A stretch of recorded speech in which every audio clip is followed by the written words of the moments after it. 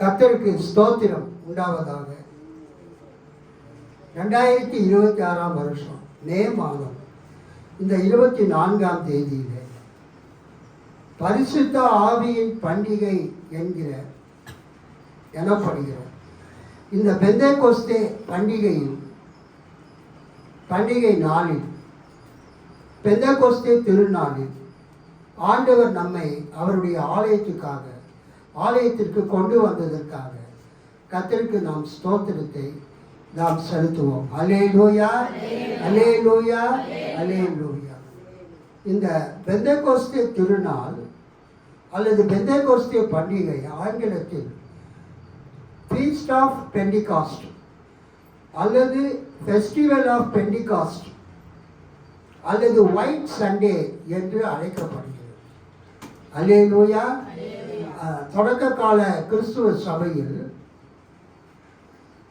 புதிதாக ஞானஸ்தானம் பெற்ற கிறிஸ்தவர்கள் அந்த காலத்தில் இயேசு உயிர்த்தெழுந்த திருநாள் ஈஸ்டர் அன்னைக்கு காலையில் புதிதாக இயேசு ஏற்றுக்கொண்டவங்களுக்கு ஞானஸ்தானம் கொடுப்பாங்க.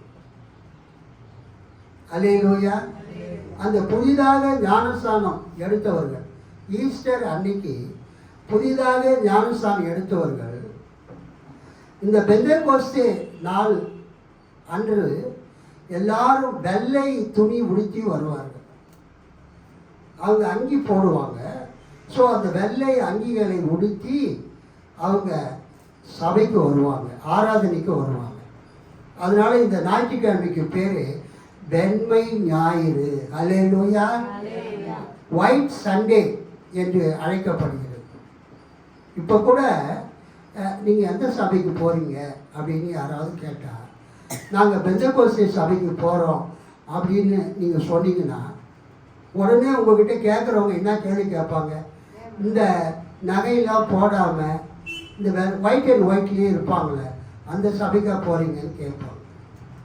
ஸோ பெந்தேகோஸ்தே சபையினர் இன்றைக்கு எப்போதும் வெண்வஸ்திரம் தரித்து இருக்கிறார்களோ அதுபோல சபையினுடைய அப்போஸ்தலர் காலத்துக்கு பிறகு வந்த அந்த ஏர்லி சர்ச் பீரியட், தொடக்க கால சபையில் அந்த பெந்தேகோஸ்தே நாள் ஆராதனைக்கு வரக்கூடிய விசுவாசிகள் எல்லாரும், குறிப்பாக புதிதாக இயேசு ஏற்றுக்கொண்ட விசுவாசிகள் எந்த ட்ரெஸ்ஸில் வருவாங்க? வெள்ளை ட்ரெஸ்ஸில் வருவாங்க. கர்த்தருக்கு ஸ்தோத்திரம். அந்த சபையில் நடக்கக்கூடிய அந்த இடங்களை எல்லாம் அந்த டேபிள் கிளாத்து, ஆல்டரில் இருக்கிற டேபிள் கிளாத்து, பிரசங்க பீடத்தில் இருக்கிற டேபிள் கிளாத் எல்லாமே சிகப்பு கலரில் இருக்கும். ஏனென்றால் சிகப்பு அக்னிக்கு அடையாளம், அல்லேலூயா, நெருப்புக்கு அடையாளம், ஃபயருக்கு அடையாளம். ஆகவே அந்த சபையினுடைய ஸ்க்ரீன்ஸு, ஆல்டர் கிளாத்து, புல்பீட் கிளாத்து எல்லாத்தையுமே சிகப்பு கலரில் அவங்க அலங்கரிப்பார்கள். கர்த்தருக்கு ஸ்தோத்திரம். இந்த 2026 வருடம் இந்த பெந்தேகோஸ்தே நாள் அன்றைக்கு நாம் அனைவரும் ஆண்டவரை ஆராதிக்கும்படியாக சபைக்கு வந்திருக்கிறோம். நாம் பிரசங்கிப்பதற்கு முன்பதாக ஒரு சிறு ஜபத்தை, அது மார்ட்டின் லூத்தர் எழுதின ஜபம். 500 ஆண்டுகளுக்கு முன்பதாக ஜெர்மனி தேசத்திலே வாழ்ந்த மார்ட்டின் லூத்தர் ஒரு ஜபத்தை எழுதினார். அல்லேலூயா. லுத்தரன் திருச்சபைகளில் அருளுரை ஆற்றக்கூடிய ஆயர்கள், பிரசங்கிக்கக்கூடிய ஆயர்கள் ஒவ்வொரு ஞாயிற்றுக்கிழமையும், அல்லேலூயா, பிரசங்கம் செய்வதற்கு முன்பதாக ஒவ்வொரு ஞாயிற்றுக்கிழமையும் லுத்தரன் போதகர்கள் இந்த மார்ட்டின் லூத்தர் எழுதின ஜபத்தை அவர்கள் ஜெபித்து அந்த பிரசங்கத்தை செய்வார்கள். அல்லேலூயா. இன்றைக்கு இந்த பெந்தேகோஸ்தே திருநாளிலே நாமும் அந்த லுத்தருடைய ஜபத்தை நாம் ஜெபித்து நம்முடைய செய்திக்கு கடந்து போவோம். எல்லாரும் ஜெபிப்போம். வாரும் தூய ஆவியானவரே, உம்மை விசுவாசிக்கிற எங்கள் உள்ளத்தில் நீர் தங்கி இருந்து அதை உமது அன்பின் தீயினால் நிரப்பி அருளும். பற்பல மொழிகள் பேசும் பற்பல நாட்டினரை ஒரே விசுவாசம் உடையவர்களாய் இருக்கும்படி கூட்டி சேர்த்திருக்கிற தேவரீர் உமது சத்தியத்தை கொண்டு எங்களை உமக்கென்று பரிசுத்தமாக்கி அருளும். உமது வார்த்தையே சத்தியம் சுவாமி. ஆமென். அல்லேலூயா. இது ஆங்கிலத்திலும் இந்த ஜபத்தை ஏறெடுப்போம். Come, Holy Spirit, fill the heart of your believers and kindle in them the flame of your love. You who from diverse tongues and nations gathers your people in the unity of faith and sanctify us in your truth. Your word is truth. Amen. Alleluia. Alleluia. Alleluia. பாருங்க, 500 ஆண்டுகளுக்கு முன்பதாக பரிசுத்த ஆவியானவரை நோக்கி அந்த Luther ஜெபித்தது, அது எவ்வளவு ஒரு அருமையான ஒரு ஒரு காரியமாக இருக்கிறது. அல்லேலூயா. நம்ம எப்பொழுதுமே ஜெபிக்கும் போது பரமண்டலில் இருக்கிற எங்கள் பிதாவே, எங்கள் பரம பிதாவே அப்படின்னு தான் ஜெபிப்போம். சில நேரத்தில் நம்ம ஷார்ட்டாக ப்ரே பண்ணும்போது அன்புள்ள இயேசுவே அல்லது அன்புள்ள இயேசு சுவாமி அப்படின்னு ஜெபிப்போம். அல்லேலூயா. நம்ம அப்படி ஜெபிக்கலனா கூட நம்ம சபையில் எல்லாருமே பிதாவே அப்படின்னு தான் நம்ம ஜெபிப்போம். ஆனால் மற்ற கிறிஸ்தவர்கள் மற்ற நண்பர்கள் எல்லாம் நீங்கள் பார்க்கும்போது அவங்க என்ன பண்ணுவாங்க? அன்புள்ள இயேசு சுவாமி, அன்புள்ள இயேசு சுவாமின்னு ஜெபம் பண்ணக்கூடாது. நம்ம எப்பொழுதுமே ஜெபத்தை எப்படி பண்ணணும்? பரமனில் இருக்கிற எங்கள் பிதாவே, அவர் father who is in heaven, பரலோகத்தில் இருக்கிற எங்கள் பிதாவே அப்படின்னு தான் ஜெபம் பண்ணணும். இயேசுவின் நாமத்தில் ஜெபிக்கிறோம் பிதாவேன்னு முடிக்கணும். ஆனால் 1 or 2 occasions இயேசுவை நோக்கி ஜெபித்ததாக புதிய ஏற்பாட்டிலே இருக்கிறது. அல்லேலூயா. உதாரணமாக சேவான் கல்லெறிந்து அவரை சாகடிக்கும் போது அவர் யாரை நோக்கி ஜெபம் பண்ணார்? இயேசுவை நோக்கி ஜெபம் பண்ணார். அப்போஸ்தலனாகிய பவுலுக்கு சரீரத்தில் ஒரு முள் கொடுக்கப்பட்டிருந்தது. அப்போ அவர் யாரை நோக்கி ஜெபம் பண்ணார்? இயேசுவை நோக்கி, கர்த்தரை நோக்கி ஜெபம் பண்ணார். 3 முறை ஜெபம் பண்ணார். அப்போ கர்த்தர் என்ன சொன்னார்? என் கிருபை உனக்கு போதும், உன் பலவீனத்தில் என் வல்லமை பரிபூர்ணமாய் விளங்கும். ஆதி கிறிஸ்தவர்கள் கர்த்தரை நோக்கி அவங்க ஜெபம் பண்ணாங்க. புதிய ஏற்பாட்டில் கடைசி ஜெபம் அது. வெளிப்படுத்தல் 22வது அதிகாரம்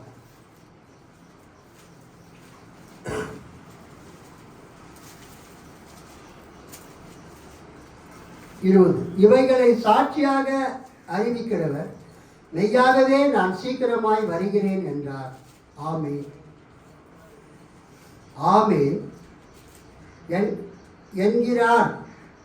மெய்யாகவே நான் சீக்கிரமாய் வருகிறேன் என்கிறார். Full stop. அதுக்கு அடுத்தது லாஸ்ட் லைன் அந்த வசனத்தில், ஆமென் கர்த்தராகிய இயேசுவே வாரும். ஆமென் ஓ கம் லார்ட் ஜீசஸ். ஆக்சுவலாக அது மாரநாதா. அல்லேலூயா. இங்கே கூட மாரநாதா சபை நீங்கள் பார்த்துருப்பீங்க, கேள்விப்பட்டிருப்பீங்க.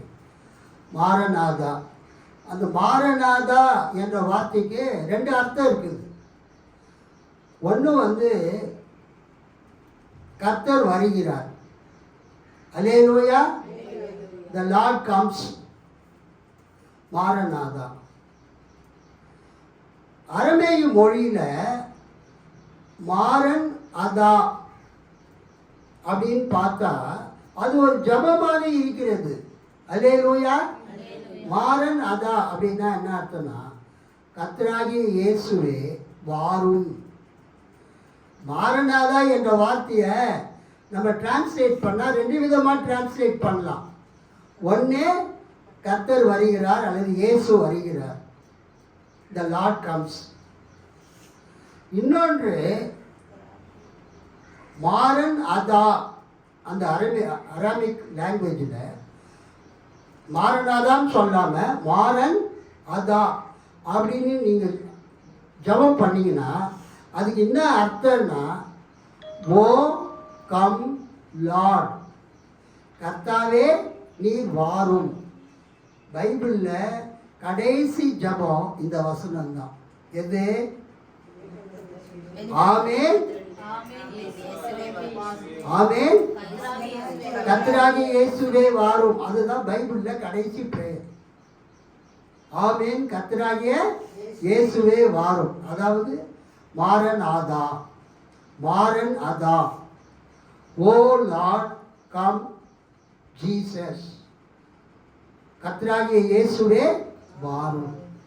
ஸோ புதிய ஏற்பாட்டில் 3 இடங்களில் இயேசுவை நோக்கி ஜெபித்து இருக்கிறார்கள். ஒன்று ஸ்தேவானை கல்லெறியும் போது, அல்லேலூயா.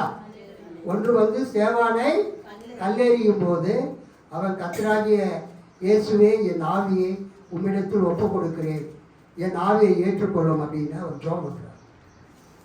ரெண்டாவது அப்போஸ்தலனாகிய பவுல் தன்னுடைய சரீரத்தில் இருக்கிற அந்த முள் நீங்கும்படியா கர்த்தரிடத்தில் எத்தனை தடவை ஜெபம் பண்ணாரு? 3 தடவை ஜெபம் பண்ணார். நாலாவது ஆதி கிறிஸ்தவர்கள், ஆதி காலத்தில் அப்போஸ்தல காலத்தில் இருந்த கிறிஸ்தவங்க எல்லாருமே இயேசுவை சீக்கிரமாய் வரும்படியாக அழைத்தார்கள். கர்த்தராகிய இயேசுவே சீக்கிரமாக வாரும், மாரன் அதா. பட் எப்படி இருந்தாலும் கிறிஸ்துவ சபையில் எப்படி ஜெபிக்க வேண்டும் என்று நாம் கூறுகிறோம் என்றால், கர்த்தர் கற்றுக் கொடுத்த ஜெபம், பரமண்டலங்களில் இருக்கிற எங்கள் பிதாவே. அந்த ஜெபத்தின் அடிப்படையில் நமது ஜெபம் எப்பொழுதும் பிதாவை நோக்கி ஜெபிக்க வேண்டும். அல்லேலூயா. எடுத்த உடனே இயேசுவை நோக்கி ஜெபிக்க கூடாது. அன்புள்ள இயேசு சுவாமின்னு ஜெபிக்கவே கூடாது. அது மாதிரி ஜெபிப்பதே தவறு. அல்லேலூயா. நாம் பிதா, குமாரன், பரிசுத்த ஆவியாகிய திரியேக கடவுளை நம்புகிறோம். We believe in the Father, Son and the Holy Spirit. அதனால நம்ம பிரசங்கமாக இருந்தாலும் சரி, நம்ம ஜபமாக இருந்தாலும் சரி சரி, நம்ம ஆசீர்வாதமாக இருந்தாலும் சரி, அதில் பிதா, குமாரன், பரிசுத்த ஆவியானவர் இருக்க வேண்டும். பிதாவை நோக்கி ஜெபிக்க வேண்டும், இயேசுவின் நாமத்தில் ஜெபிக்க வேண்டும், பரிசுத்த ஆவியினுடைய வல்லமை நிறைந்து ஜெபிக்க வேண்டும். கைகளை தட்டி ஆண்டோட மகிழ்ச்சி. ஸோ 500 ஆண்டுகளுக்கு முன்பதாக லுத்தர், மார்ட்டின் லுத்தர் ஒரு கத்தோலிக்க, அவர் ஒரு துறவியாக இருந்தார். He was a Catholic monk. Luther யாருங்க? கத்தோலிக்க துறவி. ஒரு கல்யாணம் பண்ணாத ஒரு ஃபாதராக, ஒரு துறவியாக, அவர் ஒரு மொனாஸ்ட்ரி, ஒரு அகஸ்டீனியன் மொனாஸ்ட்ரி, அகஸ்டீன் துறவிகள் மடத்தில் அவர் வாழ்ந்தார். அவர் ஒரு பேராசிரியராக இருந்தார், ஒரு குருவாக இருந்தார், துறவியாக இருந்தார். அவங்க எல்லாருமே மரியாதை நோக்கி தான் ஜெபம் பண்ணுவாங்க. அல்லேலூயா. அந்த பாட்டி நீங்கள் கவனிக்கணும். ஆனால் லுத்தர் அவருடைய பார்வை பரிசுத்த ஆவியை நோக்கி சென்றது. அல்லேலூயா. ஸோ நம்முடைய கண்களை தெளிவிக்கிறவர் யாரு? பரிசுத்த ஆவியானவர். இந்த பெந்தெகோஸ்தே நாளில் இதுக்கு இன்னொரு பேர் பரிசுத்த ஆவியின் பண்டிகை. இந்த பெந்தெகோஸ்தே நாளுக்கு என்ன பேருங்க? பரிசுத்த ஆவியின் பண்டிகை, festival of the Holi spirit. அந்த ஃபெஸ்டிவலை ஷார்ட்டாக ஃபீஸ்ட்னு சொல்லுவாங்க. Feast of Pentecost or feast of holy spirit. இந்த பரிசுத்த ஆவியின் பண்டிகையில் நம்ம நிசேயா விசுவாச அறிக்கையை நாம் வாசித்தோம், நாம் அறிக்கை செய்தோம். அதில் பிதாவை பற்றி முதல் பேராகிராஃபும், குமாரனாகி இயேசுவை குறித்து 2வது பேராகிராஃபும் பற்றியும், பரிசுத்த ஆவியை குறித்தும் பரிசுத்த ஆவியானவரோடு தொடர்புடைய திருச்சபையின் இதர காரியங்களை குறித்து 3வது பத்தியிலும் நாம் வாசித்தோம். அல்லேலூயா. இந்த 3வது பத்தியை பாருங்க. பரிசுத்த ஆவியானவரை விசுவாசிக்கிறேன். நிசேயா விசுவாச அறிக்கை. நைசின் கிரீடில், நிசேயா விசுவாச பிரமாணத்தில் 3வது பத்தி, பரிசுத்த ஆவியானவரை விசுவாசிக்கிறேன். I believe in the Holi spirit. இவர் ஆண்டவரும் உயிர்ப்பிக்கிறவருமாமே. இவர் பிதாவினின்றும் குமாரனின்றும் புறப்படுகிறவர். பரிசுத்த ஆவியானவர் இந்த பெந்தெகோஸ்தே நாளில், அதை நாம் அப்போஸ்தலர் 2வது அதிகாரம் வாசித்து தியானிக்க போகிறோம். இந்த பரிசுத்த ஆவியானவர் பரலோகத்திலிருந்து அவர் பூலோகத்துக்கு புறப்பட்டு வந்தார். அல்லேலூயா. இயேசு ஞானஸ்நானம் எடுக்கும் பொழுது வானம் திறக்கப்பட்டது. தட் மீன்ஸ் வானம் கிழிக்கப்பட்டது. Split open. வானம் அங்கே வானம் திறக்கப்பட்டதுன்னு இருக்குது. இயேசு ஞானஸ்நானம் எடுக்கும்போது யோவான் இருக்கிறாரு, இயேசு தண்ணியில் இருக்கிறாரு, பிதா பரலோகத்தில் இருக்கிறாரு. வாங்கம்மா. பிதா பரலோகத்தில் இருக்கிறாரு. அப்ப இயேசு ஞானஸ்நானம் எடுத்த உடனே திருமுழுக்கினர் யோவான் இயேசுவுக்கு ஞானஸ்நானம் கொடுத்த உடனே வானம் திறக்கப்பட்டது. அல்லேலூயா. அந்த திறக்கப்பட்டது என்ற வார்த்தைக்கு என்ன சரியான மீனிங்னா, ஸ்பிளிட் ஓப்பன். வானம் வெர்டிகலாக மேலிருந்து கீழே வரைக்கும் 2ஆக கிழிக்கப்பட்டது. எப்படி இயேசு சிலுவையில் மகா சத்தமாய் கூப்பிட்டு, முடிந்தது, என் ஆவியை ஒப்பு கொடுக்கிறேன் பிதாவே அப்படின்னு சொல்லும்போது, எப்படி தேவாலயத்தின் திரைச்சீலை மேலிருந்து கீழாக 2ஆக கிழிந்ததோ, அது மனுஷன் கிழிக்கல. யார் கிழிச்சது? தேவன். Vertically split open. அது மாதிரி இயேசு ஞானஸ்தானம் எடுத்த போது வானம் கிழிக்கப்பட்டது, வானம் திறவுண்டது. அப்போ பரிசுத்த ஆவியானவர் பரலோகத்திலிருந்து பிதாவின் இடத்திலிருந்து புறா ரூபம் கொண்டு இறங்கி இயேசுவின் மீது அமர்ந்தார். கைகளை கட்டி ஆண்டவரை மகிமைப்படுத்தும். இயேசு ஞானஸ்தானம் எடுக்கும்போது தேவ ஆவியானவர் அந்த வானத்திலிருந்து இறங்கி எப்படி இயேசுவின் மீது அமர்ந்தாரோ, இந்த பெந்தெகோஸ்தே நாளில் 120 சீடர்கள் மேலே வானத்தில் இருந்து பரிசுத்த ஆவியானவர் இறங்கி அவர்கள் மீது அமர்ந்தார். அல்லேலூயா. வாசிப்போம். மத்தேயு 3வது அதிகாரம் 16ஆம் வசனம் 17. ஒருத்தர் படிங்க. இயேசு ஞானஸ்தானம் பெற்று ஜனத்திலிருந்து கரையேறின உடனே இதோ வானம் அவருக்கு திறக்கப்பட்டது. தேவ ஆவி புறாவை போல இறங்கி தம்மேல் வருகிறதை கண்டார். அன்றியும் வானத்திலிருந்து ஒரு சத்தம் உண்டாகி, இவர் என்னுடைய நேசகுமாரன், இவரில் பிரியமாய் இருக்கிறேன் என்று உரைத்தது. ஒரு அல்லேலூயா சொல்லாமா? வானம் இதோ இயேசு ஞானஸ்நானம் பெற்று ஜலத்திலிருந்து கரையேறின உடனே இதோ, இந்த பைபிள்ல ஆதி ஆகமத்திலிருந்து வெளிப்படுத்தின விசேஷம் வரைக்கும் இதோ எங்க வருதோ, very very important word. Hallelujah. You have to give your attention on that word. இதோ, behold, lo, see. இங்க கவனிங்க, பாருங்க. இங்க கவனிங்கன்னு சொன்னவொன்னா 2 பேர் நிமிர்ந்து பார்க்குறாங்க. ஜோசு, ஜேசு. நீ கூட நிமிர்ந்து பார்த்தியா? அவன் என்னதான் பார்த்துட்டு இருக்கிறான். உங்க கவனம் வேற எங்கேயாவது இருந்ததுன்னா இங்க பாருங்கன்னு சொன்ன உடனே என்ன பண்ணுவீங்க? பார்ப்பீங்க.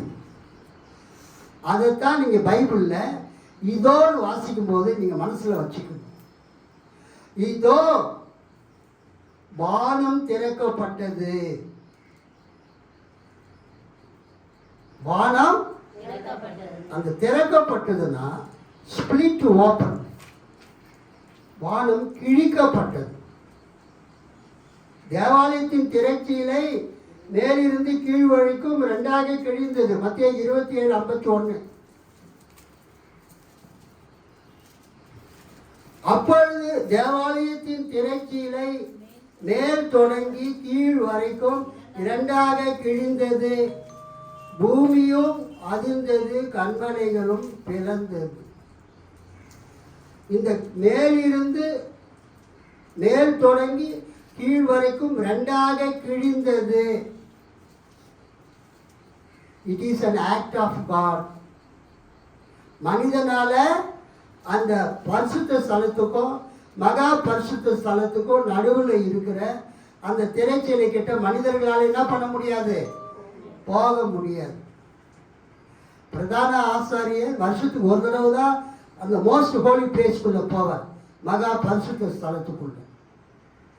ஆனால் பிதாவாகிய தேவன் இயேசு சிலுவையில் அவர் ஜீவனை விட்ட பிறகு இன்னொரு இடத்துல ஜீவனை விடுவதற்கு முன்பதாக தேவாலயத்தின் திரைச்சீலை ஒரு இடத்துல அவர் ஜீவனை விட்ட பிறகு, ஆவியை விட்ட பிறகு கிழிந்ததாக இருக்கிறது.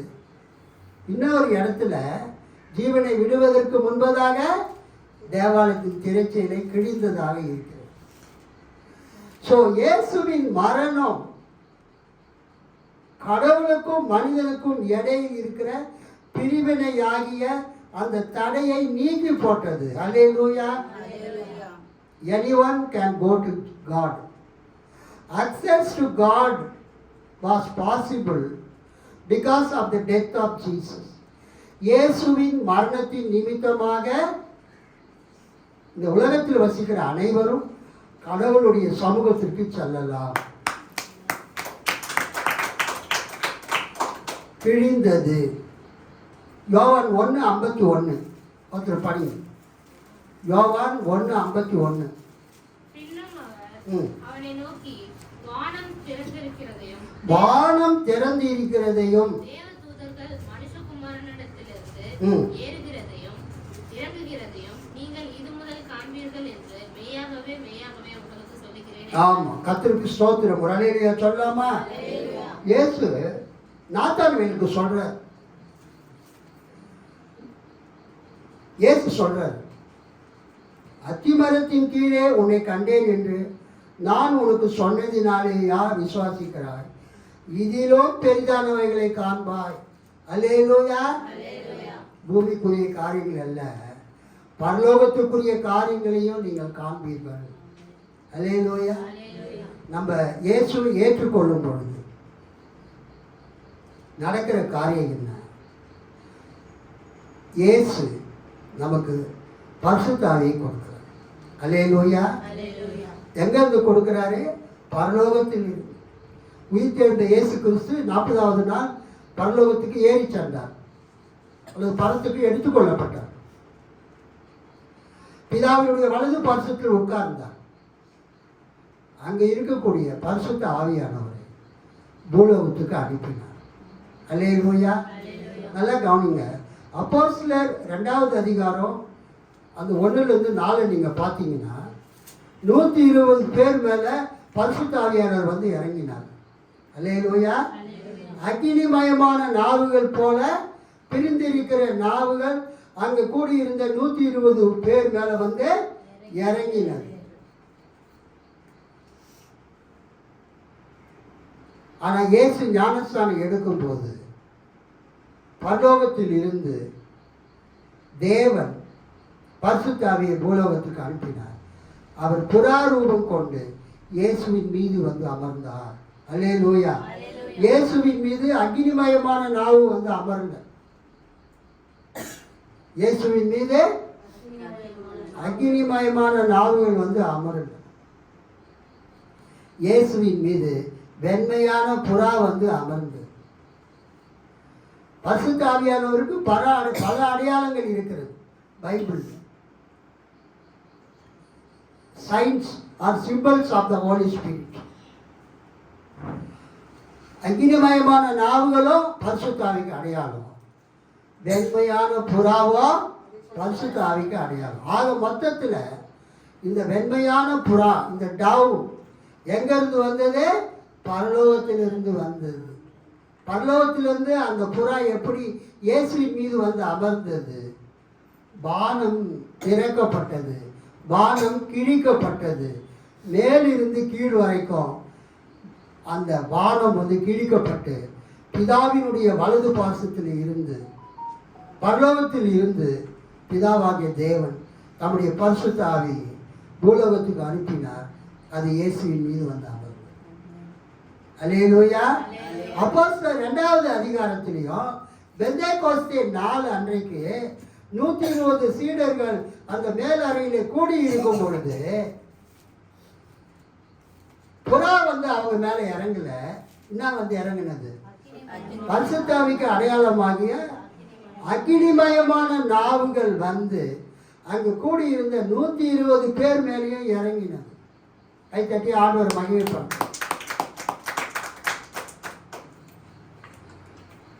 ஸோ இந்த காலை நேரத்தில் பரிசுத்த ஆவியானவரை விசுவாசிக்கிறேன். இவர் ஆண்டவரும் உயிர்ப்பிக்கிறவரும் ஆமே. ஆண்டவர் உயிர்ப்பிக்கிறவர், giver of life. He is Lord and giver of life. பரிசுத்த ஆவியானவர் யார் என்றால் அவர் தேவன். அல்லேலூயா.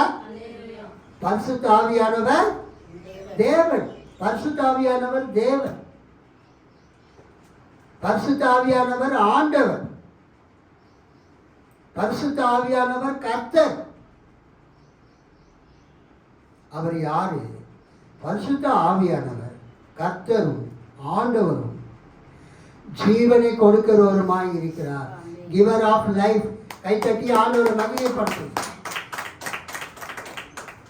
பரிசுத்த ஆவியானவர் தேவன். ஆதியாகமம் 1வது அதிகாரத்தை நீங்க பார்த்தீங்கன்னா, ஆதியாகமம் 1வது அதிகாரத்தில் ஆதியிலே தேவன் வானத்தையும் பூமியையும் சிருஷ்டித்தார். பூமியானது ஒழுங்கின்மையும் வெறுமையுமாய் இருந்தது. ஆழத்தின் மேல் இருள் இருந்தது. தேவ ஆவியானவர் ஜலத்தின் மேல் அசைவாடி கொண்டிருந்தார். தேவ ஆவியானவர் ஜலத்தின் மேல் அசைவாடி கொண்டிருந்தார். The spirit of God was moving on the face of the waters.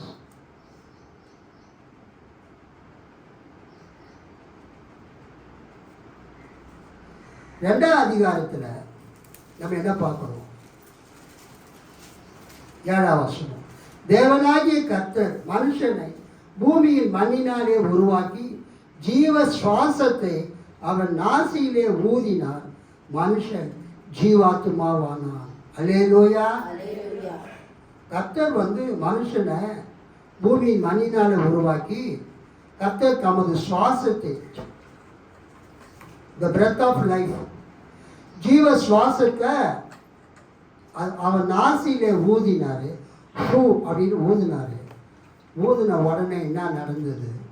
மனிதன் ஜீவாத்மாவானான். அல்லேலூயா. அந்த மண்ணினால் செய்யப்பட்ட அந்த உருவத்துக்குள்ள கர்த்தர் என்ன பண்ணாரு? ஜீவ சுவாசத்தை ஊதினார். ஊதின உடனே அவன் ஜீவ ஆத்மாவானான். யோபு 33:4 நீங்க பார்த்தீங்கன்னா, யோபு 33:4 ஒருத்தர் படிங்க. தேவனுடைய ஆவியானவர் என்னை உண்டாக்கினார். தேவனுடைய ஆவியானவர் என்னை உண்டாக்கினார். சர்வ வல்லவருடைய சுவாசம் எனக்கு உயிர் கொடுத்தது. ஆமா, தேவனுடைய ஆவியானவர் என்னை உண்டாக்கினார். சர்வ வல்லவருடைய சுவாசம் எனக்கு உயிர் கொடுத்தது. Giver of life. இப்போ நம்ம சொன்னோம், இசையா விசுவாச அறிக்கையில் நம்ம வாசித்தோம். என்ன வாசித்தோம்? பரிசுத்த ஆவியானவரே விசுவாசிக்கிறேன். I do believe in the Holy Spirit. Or simply, I believe in the Holy Spirit. இவர் ஆண்டவரும், He is Lord. உயிர்ப்பிக்கிறவருமாமே, ஜீவனை கொடுக்கிறவருமாமே, giver of life. பரிசுத்த ஆவியானவர் என்ன கொடுக்கிறாரு? ஜீவனை கொடுக்கிறார். அந்த களிமண் பூமியிலிருந்து எடுக்கப்பட்ட மண்ணை வச்சு ஒரு ஆதாம் என்ற ஒரு உருவத்தை ஆண்டவர் செஞ்சுட்டு அவருடைய மூக்கில் அவர் என்ன பண்ணாரு? ஊதினாரு. ஊதின ஒன்னா அவன் என்னவானா? ஜீவ ஆத்துமாவானா. அதைத்தான் நம்ம யோபு சொல்றார், தேவனுடைய ஆவியானவர் என்னை உண்டாக்கினார். தேவனுடைய ஆவியானவர் என்னை உண்டாக்கினார். நான் ஃபேஸ்புக்கில் நேற்று நான் ஒரு போஸ்டிங் போட்டேன். ஃபேஸ்புக்கில் இன்னும் நம்ம வாட்ஸ்அப் குரூப்பில் எல்லாத்துலேயுமே ஒரு போஸ்டிங் போட்டேன். என்னன்னா,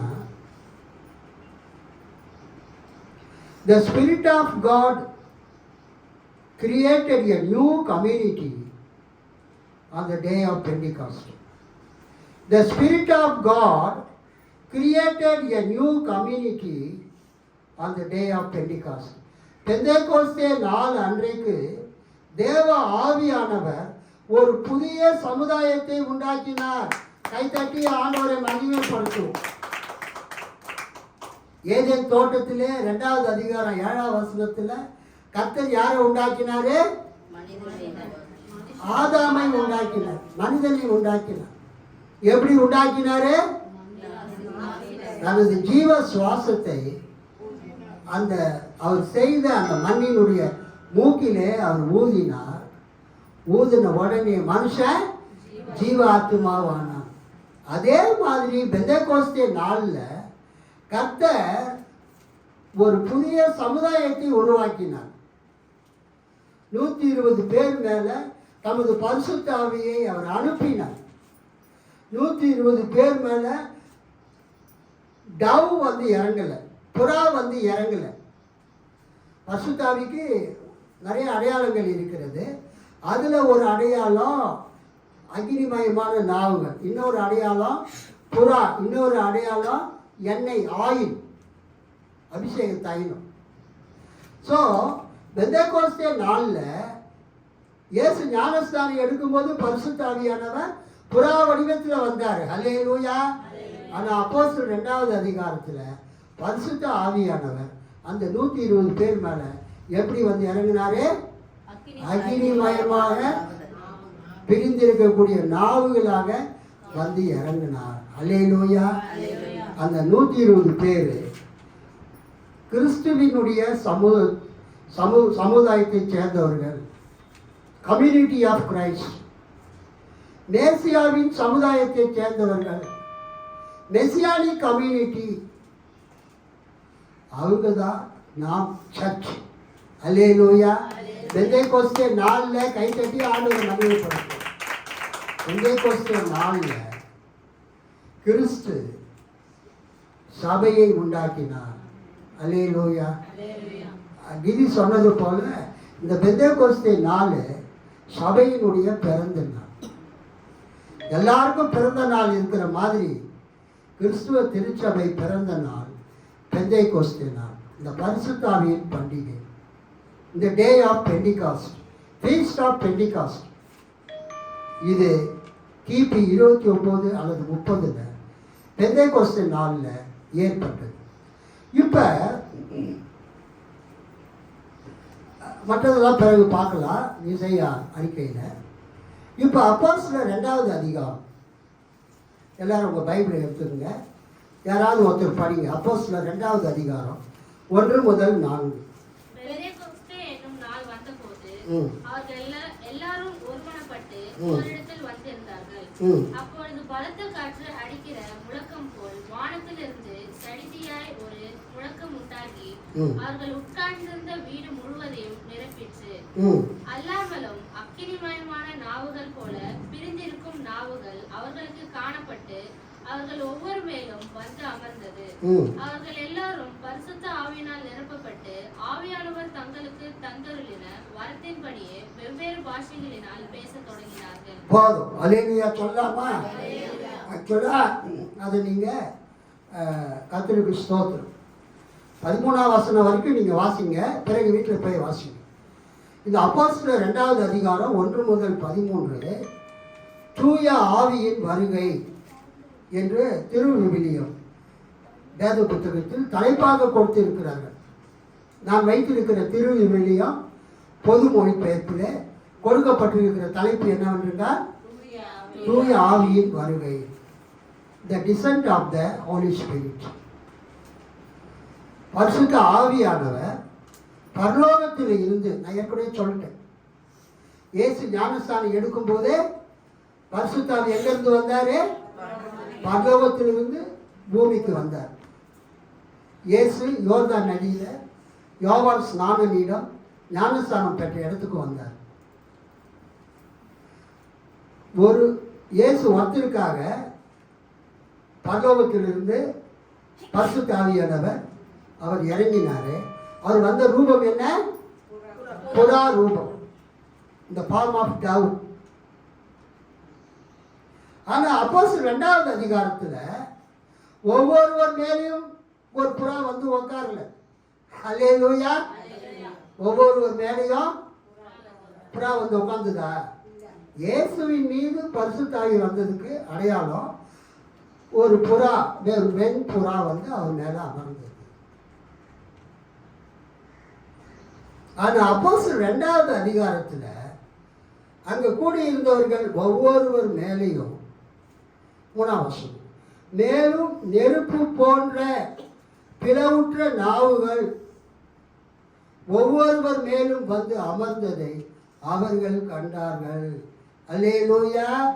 அவர்கள் அனைவரும் தூய ஆவியால் ஆட்கொள்ளப்பட்டனர்.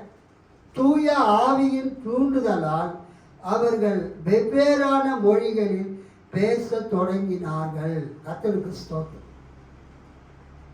பெந்தெகோஸ்தே நாள்ல அவங்க உட்கார்ந்திருந்த அந்த அறை எப்படிப்பட்டதாக இருந்தது? திடீரென்று கடும் காற்று வீசுவது போன்ற ஒரு இரைச்சல் வானத்தில் இருந்து உண்டாகி, ஒரு லவுட் நாய்ஸ். என்னதுங்க? ஆமா, ஒரு கடும் காற்று சத்தம், கடும் காற்று வீசுவது போன்ற ஒரு இரைச்சல். ஒரு தடவை மெட்ராஸ் ஏர்போர்ட்டுக்கு நான் இப்போ பல்லாவரத்தில் இருக்கிறேன். 1984, 1984. அப்போ வந்து கன்கார்டு பிளேன் மெட்ராஸ் ஏர்போர்ட்டில் வந்து இறங்கினதும். கன்கார்டு பிளேன் வந்து ரொம்ப ஃபாஸ்ட்டாக பறக்கிற பிளேன், ரொம்ப பெரிய பிளேன். அல்லேலூயா. அது மெட்ராஸ் ஏர்போர்ட்லாம் இறங்காது. அது பாம்பே, மும்பை போன்ற ஏர்போர்ட்டில் தான் இறங்கும், டெல்லியில். Concord plane. அப்போ ஒருத்தவங்க, அது ஹிந்துவில் நியூஸில் வந்தது. அப்போ லெட்டர்ஸ் எடிட்டரில் ஒருத்தவங்க எழுதியிருந்தாங்க. நான் தூங்கிட்டு இருந்தேன். அப்போ அவங்க வந்து மீனம்பாக்கத்தில் இருக்கிறாங்க, அது எழுதினவங்க. நான் தூங்கிட்டு இருந்தேன். திடீர்னு மீனம்பாக்கம் ஏர்போர்ட் பக்கத்தில் அந்த ஏர்போர்ட்டில் வேலை செய்கிறவங்க அவங்க தான் இருப்பாங்க குவார்ட்டர்ஸில். அப்போ அவங்க ஒருத்தவங்க எழுதுகிறாங்க, இந்து லெட்டர்ஸ் எடிட்டரில் என்ன எழுதுகிறாங்க, நைட் நான் தூங்கிட்டு இருந்தேன், அப்போ ஒரு பலத்த சத்தம். அல்லேலூயா. ஒரு பலத்த சத்தம் கேட்டது. ஒரு பிளேன் இறங்குற மாதிரி ஒரு ஃபீலிங்கு, ஒரு சத்தம் கேட்டது. நான் உடனே தூங்கிட்டு இருக்கும்போதே நினச்சிக்கிட்டேன், இது வந்து கன்கார்டு பிளேனுடைய சத்தமாக இருக்குது. நான் பிளேனு கன்கார்டு, அவங்க ஃபாரின்க்கெலாம் போயிட்டு வர்றவங்க. அப்போ அந்த கன்கார்டு பிளேன் இறங்கும் போதும் புறப்படும் போதும் அந்த என்ஜின்க எழுப்புகிற சத்தம் வந்து ரொம்ப பயங்கரமாக இருக்குமா. அல்லேலூயா. பக்கத்தில் இருக்கிறவங்களுக்கெல்லாம் கேட்குமா. ஒருவேளை இடி இடிக்கிற மாதிரியே என்னாவது தெரியல. அவங்க எழுதியிருந்தாங்க. நேற்று நைட்டு அந்த கண்காடு பிளேன் எதிர்பாராத விதமாக மெட்ராஸ் ஏர்போர்ட்டுக்கு வந்திருக்குது மீனம்பாக்கத்துக்கு. அப்போ அந்த கண்காடு பிளேன் இறங்கும்போது அது இறங்குற சத்தம் ரொம்ப பயங்கர சத்தமாக இருந்தது, பலத்த சத்தமாக இருந்தது. அப்போ நானே யோசிச்சுக்கிட்டேன், இந்த சவுண்டு கண்காடு சவுண்டு மாதிரி இருக்குதேன்னு. அப்புறம் அடுத்த நாள் காலையில் பார்த்தா நியூஸ் எல்லாம் வருது, பேப்பர்லாம் வந்தது. கண்காடு வந்து நேற்று கண்காடு பிளேன் வந்து நம்ம மீனம்பாக்கம் ஏர்போர்ட்டில் இறங்குனது. லிசன், அந்த சவுண்டு தான் நம்ம இங்கே பார்க்குறோம். பலத்த காற்று, அல்லேலூயா, பலத்த காற்று அடிக்கிற முழக்கம் போல வானத்திலிருந்து சடிதியாய் ஒரு முழக்கம் உண்டாகி அவர்கள் உட்கார்ந்திருந்த வீடு முழுவதையும் நிரப்பிற்று. ஸோ ஒரு பயங்கரமான காற்று, சாதாரண காற்று இல்லை. எப்படிப்பட்ட காற்று? ரொம்ப பயங்கரமான காற்று, பலத்த காற்று. திருவிவிலியத்தில் திடீரென்று கருங்காற்று வீசுவது போன்ற ஒரு இரைச்சல் வானத்தில் இருந்து உண்டாகி அவர்கள் அமர்ந்திருந்த வீடு முழுவதும் ஒலித்தது. பலத்த காற்று, கடுங்காற்று, பலத்த முழக்கம், இரைச்சல். அந்த இரைச்சல் தான் அந்த கண்காடுக்கு நான் சொல்ல வந்தேன். கண்காடு பிளேனுக்கு பயங்கர இரைச்சல், காது பொத்திக்குவாங்க. அந்த சவுண்டை கேட்க முடியாமல் அந்த ஆடிபிள் லிமிட்டு, ஒரு மனிதனால் கேட்கக்கூடிய அந்த சத்தத்தின் அளவை விட அதிகமாக போகும்போது நம்ம என்ன பண்ணுறோம்? காதை பொத்திக்கிறோம், காதை மூடிக்கிறோம். அது மாதிரி காதை பொத்திக்கிற சவுண்டு அந்த 120 பேர் கூடியிருந்த அந்த அறையிலே கேட்டது, உண்டானது. அடுத்தது, மேலும் நெருப்பு போன்ற பிளவுற்ற நாவுகள் ஒவ்வொருவர் மேலும் வந்து அமர்ந்ததை அவர்கள் கண்டார்கள். பரிசுத்த ஆவியானவர் வரும்பொழுது எப்படி வந்ததுங்க?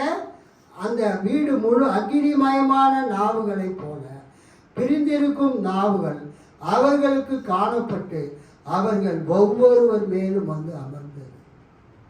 அங்கே 120 பேர் இருந்தாங்கன்னா 120 பேர் மேலேயும் அந்த பிளவுண்ட நாவுகள், அக்னிமயமான நாவுகள் அவர்கள் மேலே வந்து அமர்ந்தது. இதில் என்ன விஷயம்னா, நேற்று அந்த போஸ்டிங் நான் போடுறதுக்கு என்ன காரணம்னா, the Spirit of God created a new community on the day of Pentecost. Pentecost நாளிலே பரிசுத்த ஆவியாகிய தேவ ஆவியானவர் ஒரு புதிய சமுதாயத்தை உண்டாக்கினார். அல்லேலூயா, அல்லேலூயா. பரிசுத்த ஆவியானவர் அல்லது தேவ ஆவியானவர் இந்த பெந்தேகோஸ்தே நாளிலே he created a new community. ஏற்கனவே ஒரு கம்யூனிட்டி இருக்குது, இஸ்ரவேல் சமுதாயம். பழைய ஏற்பாட்டில் யாருங்க? இஸ்ரவேல் சமுதாயம் இருக்குது. ஆனால் புதிய ஏற்பாட்டில் பரிசுத்த ஆவியானவர் இயேசு கிறிஸ்துவுக்காக ஒரு புதிய சமுதாயத்தை உருவாக்குகிறார். அப்போஸ்தலர் 1ஆம் அதிகாரத்திலிருந்து 9ஆம் அதிகாரம் வரைக்கும் நீங்கள் பார்த்தீங்கன்னா நிறைய பேர் கன்வெர்ட் ஆகுறாங்க கிறிஸ்துவ மதத்திற்கு. அவங்க எல்லாருமே யூதர்கள் தான். 10ஆவது அதிகாரத்திலிருந்து தான் புறஜாதிகள் அவங்க ரட்சிக்கப்பட்டு வராங்க. அல்லேலூயா சொல்லாமா? அப்போஸ்தலர் 8ஆவது அதிகாரத்தில் சமாரியர்கள் அவங்க இயேசுவை ஏற்றுக்கொள்கிறாங்க. ஆக மொத்தத்தில் இந்த பெந்தேகோஸ்தே நாளில் தேவ ஆவியானவர், தூய ஆவியானவர், பரிசுத்த ஆவியானவர் ஒரு புதிய சமுதாயத்தை ஏற்படுத்தினார். Holy Spirit, the Spirit of God created a new community. ஒரு புதிய சமுதாயத்தை உண்டாக்கினார். அந்த சமுதாயம் என்ன? Community of the Messiah, community of Christ, Messianic community. மேசியாவை பின்பற்றக்கூடிய, கிறிஸ்துவை பின்பற்றக்கூடிய, இயேசுவை பின்பற்றக்கூடிய ஒரு சமுதாயத்தை அல்லது சிம்பிளி ஒரு சபையை, ஒரு அசம்பிளியை பரிசுத்த ஆவியானவர் பெந்தேகோஸ்து நாளில் உண்டாக்கினார். அல்லேலூயா, அல்லேலூயா, அல்லேலூயா. அதை நாம் இன்றைக்கு நினைவு கூறுகிறோம். அதுக்கு அடுத்தது நிறைய பேர் சொல்லக்கூடிய கம்ப்ளைண்ட் என்னன்னா, இன்னைக்கு நிறைய பெந்தேகோஸ்து சபையில் பரிசுத்த ஆவி பெற்று நிறைய பேர் அந்நிய பாஷை பேசுகிறாங்க. இல்லை, நிறைய பேர் என்ன பண்ணுறாங்க? அந்நிய பாஷை பேசுகிறாங்க, பல பாஷை பேசுகிறாங்க. ஆனால் பெந்தேகோஸ்து நாளில் அந்த 120 பேர்கள் அப்போஸ்தலர்கள் பேசின அந்த பல பாஷையை, அந்நிய பாஷையை, பற்பல மொழிகளை உலகத்தின் பல பாகத்திலிருந்து வந்த மக்கள் புரிந்து கொண்டனர். அவங்க என்ன பேசுனாங்கன்னு மற்றவங்களுக்கு புரிந்தது. ஆனால் உங்கள் பெந்தேகோஸ்து சபையில் நீங்கள் பேசுகிற அந்நிய பாஷையை மற்றவங்களால் புரிந்து கொள்ள முடியலையே. அது ஒரு பெரிய கம்ப்ளைண்ட். இன்றைக்கி இருக்கக்கூடிய லுத்தரன், சிஎஸ்ஐ, மெத்தடிஸ்ட்டு, இன்னும் பல சபைக்காரங்க, church of Christ, Brethren church, இவங்கெல்லாம் சொல்லக்கூடிய கம்ப்ளைண்ட் என்னன்னா, அப்போஸ்தலர் 2வது அதிகாரத்தில் 4ஆம் வசனம், அவர்கள் எல்லாரும் பரிசுத்த ஆவியினாலே நிரப்பப்பட்டு ஆவியானவர் தங்களுக்கு தந்தளின வரத்தின்படியே வெவ்வேறு பாஷைகளிலே பேச தொடங்கினார்கள்.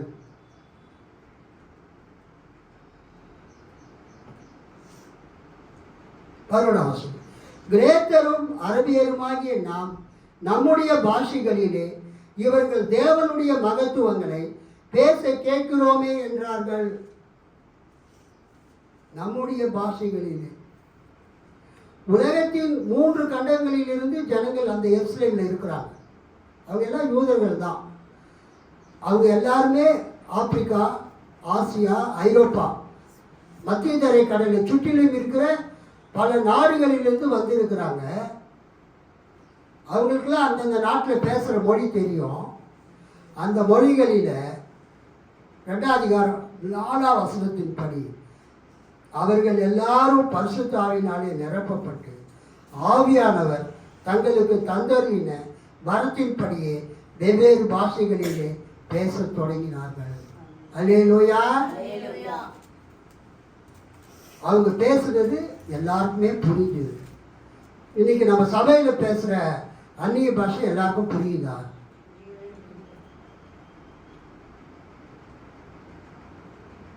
என்ன சிஸ்டர், நீங்கள் பேசுகிற அந்நிய பாஷை உங்கள் பக்கத்தில் இருக்கிற பீடா சிஸ்டருக்கு புரியுதா?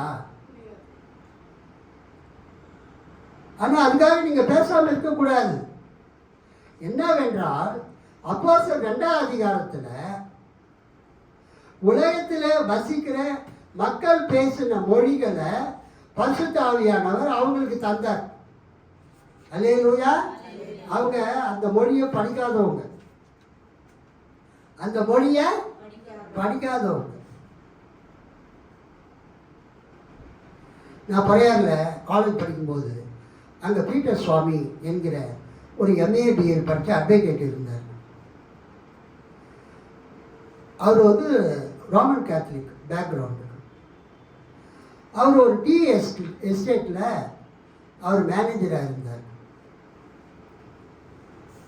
கேரளா பார்டர் டீ எஸ்டேட்டில். அப்போ அவர் மதியானமாக ஆஃபீஸ் ஒர்க்கை முடிச்சுட்டு தான் வீட்டுக்கு சாப்பிட போகிறதுக்காக எஸ்டேட்டில் அவர் நடந்து போகும்போது அந்த தேயிலை செடிக்கு கீழே, தேயிலை செடி பார்த்துருப்பீங்க, நல்ல பம்பையாக உயரமாக இருக்கும், கீழே உட்கார்றதுக்கு என்னதுங்க இடம் இருக்கும், உட்காந்து சாப்பிடலாம். அது மாதிரி இடத்துல இருந்து ஒரு ஹை இங்கிலீஷில் ஒருத்தர் ப்ரேயர் பண்ணுறார், கர்த்தரை துதிக்கிறார், போட்டுறார். லஞ்ச் டைமில் அவர் என்ன பண்ணிக்கிறார், யார் இது, இந்த ஆஃபீஸில் நான் தான் வந்து MA-BL அதிகமாக இங்கிலீஷ் படித்தவன், இங்கே என்னை விட சிறப்பாக ஒருத்தர் இங்கிலீஷில் பேசுகிறாரு, இங்கிலீஷில் ஜாப் பண்ணுறாரு, அவர் யாராக இருக்கலாம்னு போய் பார்த்தா அந்த தோட்டத்தில் தேயிலை பறிக்கிறவர். என்னதுங்க? தேயிலை பெருக்கிறவர். உடனே அவர் கூப்பிட்டு, நீ ப்ரேயர்லாம் முடிச்சு சாப்பிட்டுக்கிட்டு மதியானமாக என்னை வந்து பாருன்னு சொல்லிட்டு போயிட்டார்.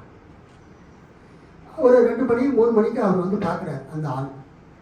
இவர் என்ன சொல்கிறாரா, உனக்கு இங்கிலீஷ்லாம் தெரியும்னு சொல்லியிருந்தா நான் உனக்கு ஆஃபீஸ்லேயே டேபிள் சேர் போட்டு ஒரு வேலை கொடுத்துருப்பேனே, ஃபேனுக்கு கீழே உட்காந்து நீ என்ன பண்ணலாம், வேலை செய்யலாமே, எனக்கு எவ்வளோ பிரயோஜனமாக இருக்கும்.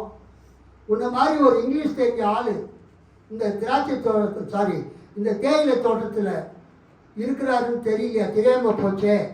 என்ன படிச்சிருக்கிறேன், எந்த ஸ்கூலில் படித்த, உன் இங்கிலீஷை நான் கேட்டேன், அவ்வளவு அருமையாக இருக்குது. டெல் மீ த ட்ரூத், உண்மையை சொல்லி எங்கே படித்த? அவர் சொல்கிறாரு, ஐயா நான் படிக்கவே இல்லையா, நான் எலிமெண்ட்ரி ஸ்கூலுக்கு போனேன். அப்புறம் எங்கள் அப்பா வந்து, டேய் நீ படித்ததுலாம் போதும், தேயிலை தோட்டத்தில் தேயிலை பிடிக்க போகணும்னு சொல்லிட்டாரு. ஒரு அலேலியா சொல்லலாமா? அப்புறம் எப்படி நீ இங்கிலீஷில் பேசுகிற? அதெல்லாம் ஒன்றும் இல்லையா, நான் ஒரு சின்ன பெந்தகோஸ்து சபைக்கு போகிறேன், அங்கே ஆவியின் அபிஷேகத்தை வேணுன்றவங்களாம் ஜெபம் பண்ணுங்கன்னு சொன்னாங்க.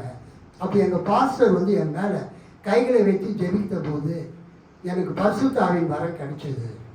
நான் அதிலிருந்து இது அந்நிய பாஷையில் பேசிகிட்டு இருக்கிறேன். ஆனால் இது வந்து இங்கிலீஷ் தானான்னு கூட எனக்கு சரியாக தெரியாது.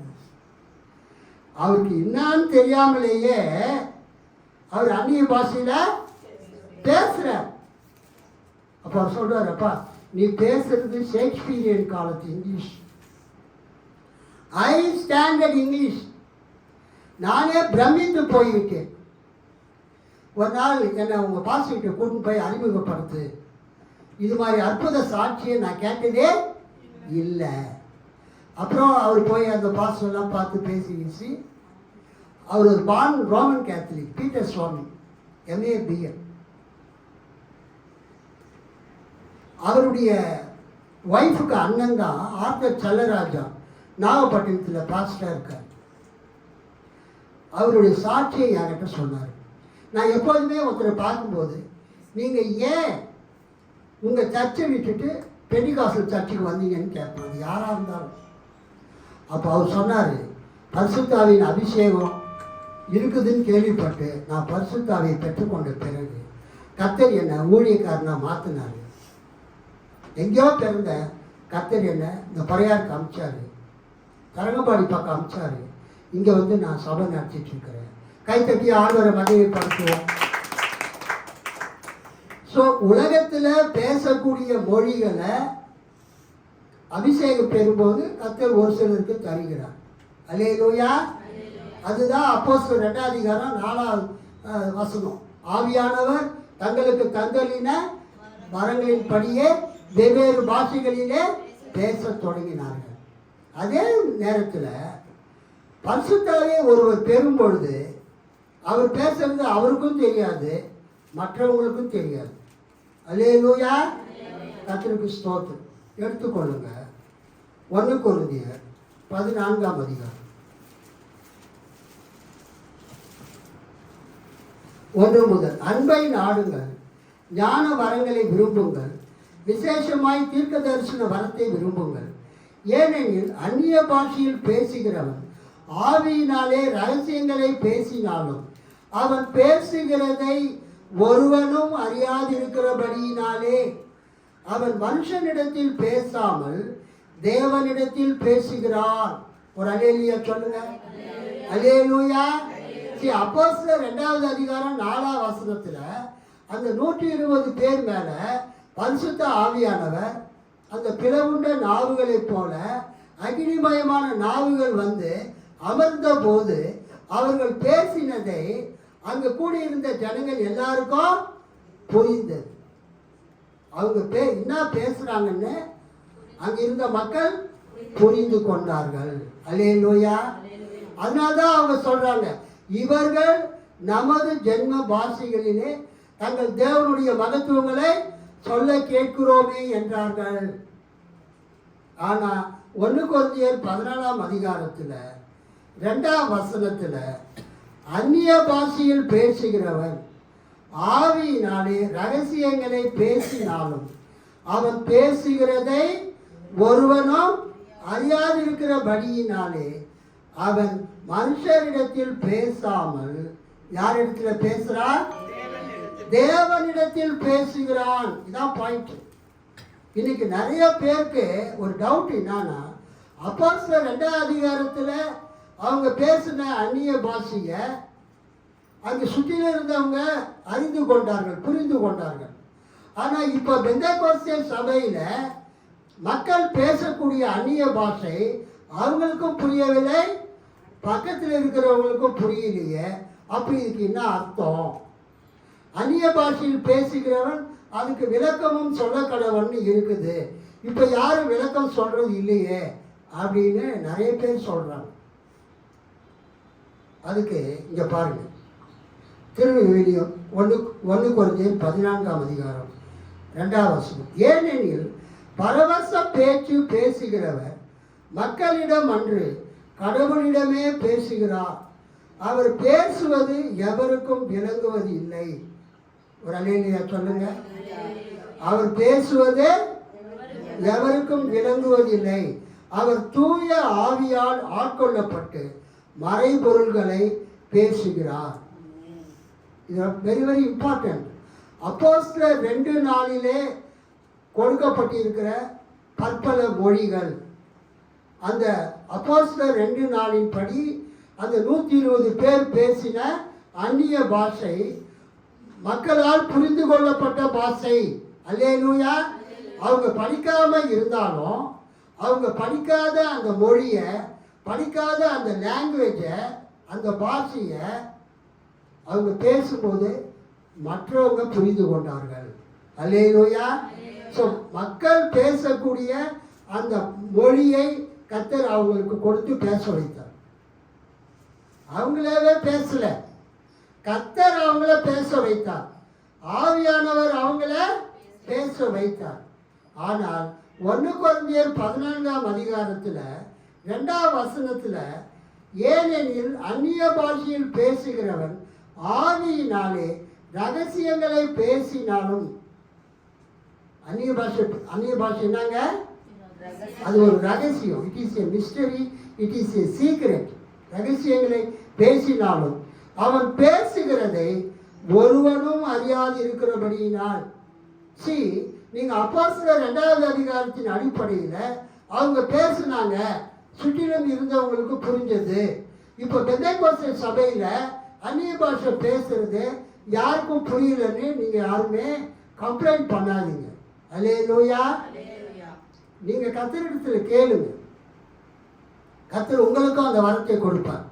இங்க வசனத்தில் பார்க்கிறோம், அவன் ஆவியின் அந்நிய பாஷையில் பேசுகிறவன் ஆவியினாலே ரகசியங்களை பேசினாலும் அவன் பேசுகிறதை ஒருவனும் அறியாது இருக்கிறபடியினாலே. அல்லேலூயா. அவன் மனுஷரிடத்தில் பேசாமல் தேவனிடத்தில் பேசுகிறான்.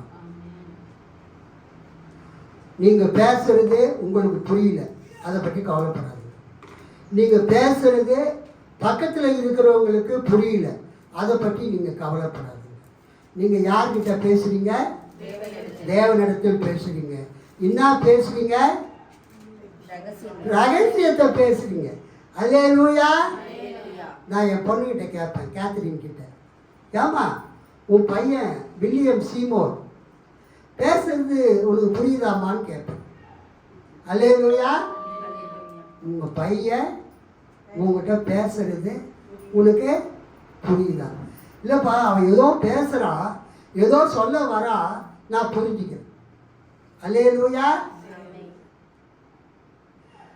முதல்ல அப்பா அப்பான்னு சொன்னான், அப்புறம் அம்மா அம்மான்னா, அப்புறம் தாத்தா தாத்தான்னா, அப்புறம் அத்தை அத்தைன்றான். அந்த குழந்தைங்க நம்ம பேசுகிறத கவனித்து அவங்க என்ன பண்ணுறாங்க? அவங்க பேசுகிறாங்க. கைத்தட்டி ஆண்டவர் மகிமைப்படுத்தலாமா? பரிசுத்த ஆவியில நிறைந்து நீங்க பேசும்போது மனுஷரிடத்தில் பேசாமல் யார்கிட்ட பேசுறீங்க? தேவனிடத்தில் பேசுகிறீர்கள். when you are speaking in tongues, you are not speaking to men, not speaking to people, but you are speaking the secrets of God, with God. ரகசியங்களை தேவனிடத்தில் பேசுகிறீர்கள்.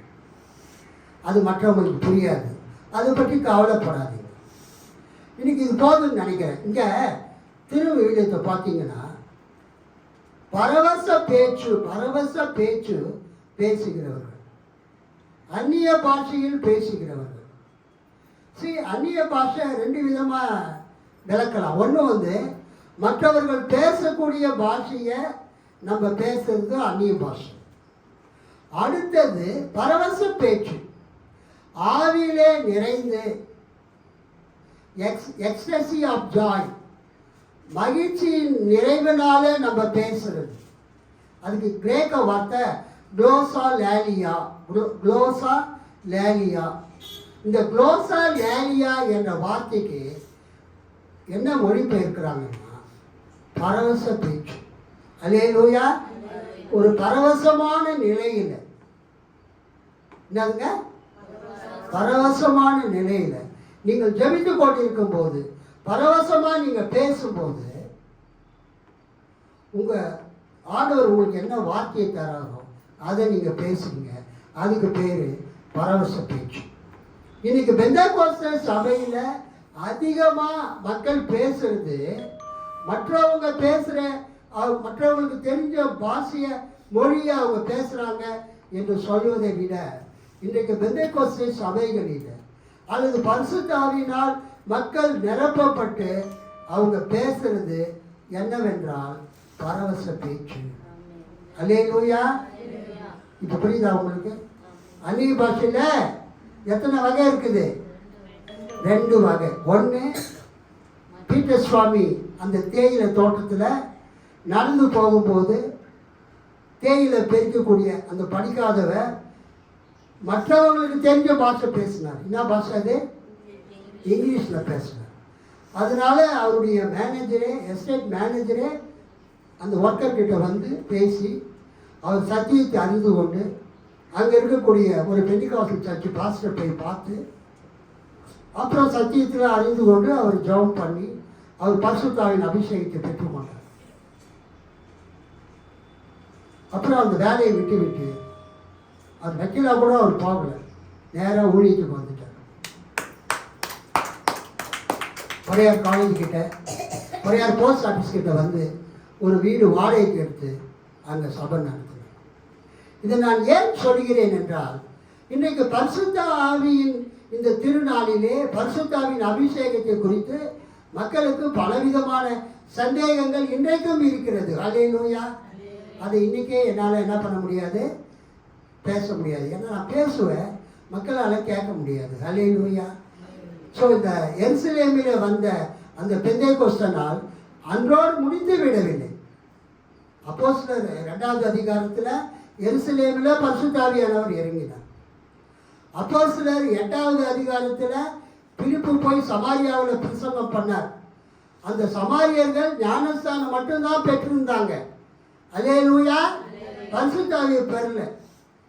அவங்க பரிசுத்த ஆவியை பெற்றுக்கொள்ளும்படியாக பேதுருவும் யோவானும் வந்து அவங்க மேலே கை வச்சு ஜெபித்த போது அவங்க பரிசுத்த ஆவியை பெற்றுக்கொண்டாங்க. அல்லேலூயா. ஸோ இயேசுவை ஏற்றுக்கொள்வது 1, இயேசுவை விசுவாசித்தவங்க ஞானஸ்தானம் எடுக்கிறது 2. ஞானஸ்தானம் எடுத்தவங்க பரிசுத்த ஆவியை பெற்றுக்கொள்வதே 3. இது 3மே செப்பரேட் இன்சிடென்ட். சிலர் சொல்வாங்க, நீ ஞானஸ்தானம் எடுக்கும்போதே பரிசுத்த ஆவி உனக்குள் வந்து விட்டார். ஞானஸ்தானம் எடுப்பது வேற, பரிசுத்த ஆவியை பெற்றுக்கொள்வதே வேற. அப்போஸ்தலர் 8வது அதிகாரத்தை படிச்சு பாருங்க.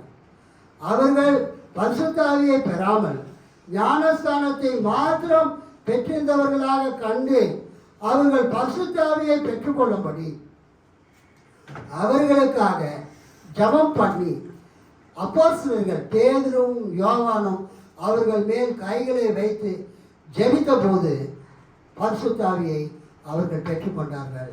அல்லேலூயா. 9வது அதிகாரத்தில் அதுக்கு பேர் சமாரிட்டன் பெண்டிகாஸ்ட் என்று பெயர். அப்போஸ்தலர் 2வது வரக்கூடிய பெந்தேகோஸ்தே ஜெருசலேம் பெண்டிகாஸ்ட். அப்போஸ்தலர் 8வதுல வரக்கூடிய பெந்தேகோஸ்தே சமாரிட்டன் பெண்டிகாஸ்ட். அப்போஸ்தலர் 9ஆம் அதிகாரத்தில் கிறிஸ்தவர்களை கைது செய்து துன்புறுத்தும்படியாக சவுல் போகிறார் தமஸ்குவுக்கு. கர்த்தர் அவரை சந்திக்கிறார். கண் பார்வை இழந்து ஒரு வீட்டில் 3 நாள் சாப்பிடாம கொள்ளாமல் அவர் இங்கே இருக்கிறார். அப்போ இயேசுவினுடைய சீஷன் அனனியா வந்து அவர் மேலே கைகளை வைத்து ஜெபித்த போது மீன்களின் செதில்கள் போன்றவைகள் அவர் கண்களில் இருந்து விழுந்தது. அவர் ஞானஸ்தானம் பெற்று அவர் என்ன பண்ணார்? அனனியா ஜெபித்த போது அவர் என்ன பண்ணார்? பரிசுத்த ஆவியை பெற்றுக்கொண்டார். அது டமாஸ்கஸ் பெண்டிகாஸ்ட், தமஸ்குவிலே பெந்தேகோஸ்து. அப்போஸ்தலர் 10வது அதிகாரத்தில் கொர்நேலியு வீட்டுக்கு போய் பேதுரு பிரசங்கம் பண்றார். அங்கே இருக்கிறவங்க எல்லாம் புறஜாதிகள். அல்லேலூயா. அப்போஸ்தலர் 10வது அதிகாரத்தில் இருக்கிறவங்க எல்லாம் யாரு? புறஜாதிகள், ரோம தேசத்தை சேர்ந்தவங்க. கொர்நேலியு என்ற 100க்கு அதிபதியின் உறவினர்கள், நண்பர்கள். All are gentiles. பேதுரு தொடல அவங்கள இயேசுவை பற்றி பிரசங்கம் பண்ணிக்கிட்டே இருக்கிறார். அல்லேலூயா. பிரசங்கம் பண்ணிட்டு இருக்கும்போது பரிசுத்த ஆவியானவர் அவங்க மேலே இறங்கினார். அல்லேலூயா. அதன் பிறகு அவங்க ஞானஸ்தானம் பெற்று சபையில் சேர்க்கப்பட்டார்கள். தட் இஸ் கால்ட் சசரியாவின் பெந்தேகோஸ்தே, சசரியன் பெண்டிகாஸ்ட். 10வது அதிகாரம். அதுக்கு அடுத்தது 19வது அதிகாரம். அப்போஸ்தலர் 19வது அதிகாரத்தில் நம்ம என்ன பார்க்கறோம்னா, பவுல் எபேசுக்கு வராரு. அங்கே என்ன பண்ணுறாரு? 5வது வசனம். இதை கேட்டபோது அவர்கள் கர்த்தராகிய இயேசுவின் நாமத்தினாலே ஞானஸ்தானம் பெற்றார்கள். அல்லாமலும் பவுல் அவர்கள் மேல் கைகளை வைத்தபோது பரிசுத்த ஆவி அவர்கள் மேல் வந்தார். அப்பொழுது அவர்கள் அந்நிய பாஷைகளை பேசி தீர்க்க தரிசனம் சொன்னார்கள். பவுல் அவங்களுக்கு ஞானஸ்தானம் கொடுத்து அவங்க மேலே கை வைத்து ஜெபித்த போது பரிசுத்த ஆவி அவர்கள் மேலே வந்தார். ஸோ இன்னைக்கு நாம் என்ன கற்றுக்கொள்கிறோம்? இயேசுவை ஏற்றுக்கொள்வது ஒரு தனி செப்பரேட் இன்சிடென்ட். ஞானஸ்தானம் எடுக்கிறது ஒரு தனி இன்சிடென்ட். பரிசுத்த ஆவியை பெற்றுக்கொள்வது ஒரு தனி இன்சிடென்ட். சில நேரங்களிலே அப்போஸ்தலர் 10வது அதிகாரத்தில் கொர்நேலியு வீட்டில் நடந்தது மாதிரி பரிசுத்த ஆவி முன்பு கொடுக்கப்பட்டால் அதன் பிறகு அவர்கள் ஞானஸ்தானம் பெற்றார்கள். அதே மாதிரி இன்றைக்கும் ஞானஸ்தானம் பெற்றவர்களுக்கு பரிசுத்த ஆவி கொடுக்குறாரு, விசுவாசித்தவர்களுக்கு பரிசுத்த ஆவி கொடுக்குறார், பிறகு போய் ஞானஸ்தானம் எடுக்கிறார். ஸோ இந்த அருமையான இந்த காலை நேரத்தில் பெந்தேகோஸ்தே நாள் கிபி 29 அல்லது 30ல் என்ன முக்கியத்துவம் பெற்றது? அன்றைக்கு சபை உருவானது. அல்லேலூயா. அன்றைக்கு சபை உருவானது. பரிசுத்த ஆவியானவர், தேவ ஆவியானவர் சபையை உண்டாக்கினார். சபையினுடைய பிறந்த நாள் அது ஜெருசலேமில் நடைபெற்றது. Jerusalem Pentecost. அதுக்கு அடுத்தது எங்கே நடைபெற்றது? சமாரியாவில் நடைபெற்றது, சமாரிட்டன் பெண்டிகாஸ்ட்.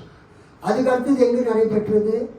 தமஸ்குவில் நடைபெற்றது, டமாஸ்கஸ் பெண்டிகாஸ்ட். அதுக்கு அடுத்தது எங்கே நடைபெற்றது? அப்போஸ்தலர் 10ல் சசரியாவில், சசரியன் பெண்டிகாஸ்ட். அதுக்கு அடுத்தது பரிசுத்த ஆவியானவர் எங்கே வந்தார்? எபேசியில், Ephesian Pentecost. So the day of Pentecost are the descent of the Holi Spirit is not an one day incident. ஒரே ஒரு நாளில் நடந்த நிகழ்ச்சி பரிசுத்த ஆவி அல்ல. This phenomena is a continuous process. பரிசுத்த ஆவியானவர் இன்றைக்கும் மக்கள் மீது இறங்கி கொண்டிருக்கிறார். அல்லேலூயா. அவரை விசுவாசித்து யாரெல்லாம் ஜெபிக்கிறார்களோ அவர்களுக்கு பரிசுத்த ஆவியானவர் அவர்களை அபிஷேகிக்கிறார். ஆக்சுவலாக அபிஷேகிக்கிறவர் இயேசு தான். பரிசுத்த ஆவி கொடுக்கிறவர் யாரு? இயேசு தான். இயேசு சொல்றார், பிதாவும் நானும் உங்களுக்கு அனுப்ப போகிற பரிசுத்த ஆவியானவர். ஆக இந்த அருமையான பெந்தேகோஸ்து நாளிலே பரிசுத்த ஆவியை இன்னும் பெற்றுக்கொள்ளாதவர்கள் நீங்கள் கர்த்தரிடத்தில் கேட்டு பரிசுத்த ஆவியை பெற்றுக்கொள்ளுங்கள். அல்லேலூயா. ஜெபித்து உங்கள் மேலே கைகளை வைத்து ஜெபிக்கும் போது நீங்கள் பரிசுத்தாவை பெற்றுக்கொள்வீர்கள்.